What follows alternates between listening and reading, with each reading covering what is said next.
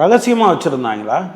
Parliament 20ஆம் தேதி கூட போகுது, அன்னைக்கு நாங்கள் வந்து பேரணிக்கு போக போகிறோங்கிறது ரகசியமாக வச்சுருந்தாங்களா?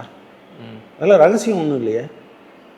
இப்போ சரி, இந்த நம்ம ஊரில் சில நேரங்களில் சொல்லுவாங்க, சுடுகாட்டு பக்கத்தில் ஆர்ப்பாட்டம் நடத்துங்கன்னு சொல்லுவாங்க.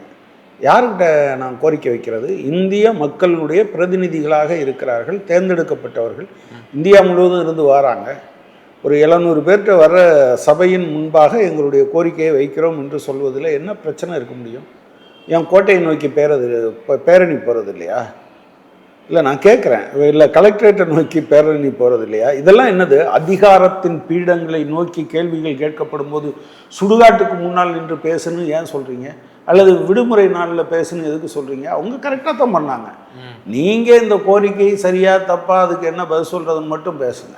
அதை விட்டுட்டு நீங்கள் இந்த நாளை தேர்ந்தெடுத்தீர்கள், அது ஒன்றும் ரகசியமாக அவங்க வரலையே. நம்ம அர்ணாப் கோஸ்வாமி ஆளு கேட்குறது மாதிரி என்னது சீனாவில் இருந்து சொன்னாங்களா? அது உங்க தோழர் பேபி தேசிய பொதுச் செயலாளர் அவங்கள்ட்டையும் வந்து செக் நக்கிற நாய்க்கு கேட்டிருக்காங்க. நக்கிற நாய்க்கு செக்குன்னு தெரியாது, சிவலிங்கமும் தெரியாது, அது காலை கண்ட இடத்துலையும் நீட்டும். நீங்கள் பேபிங்கிறதுனால அவர் அப்படி போயிட்டார்.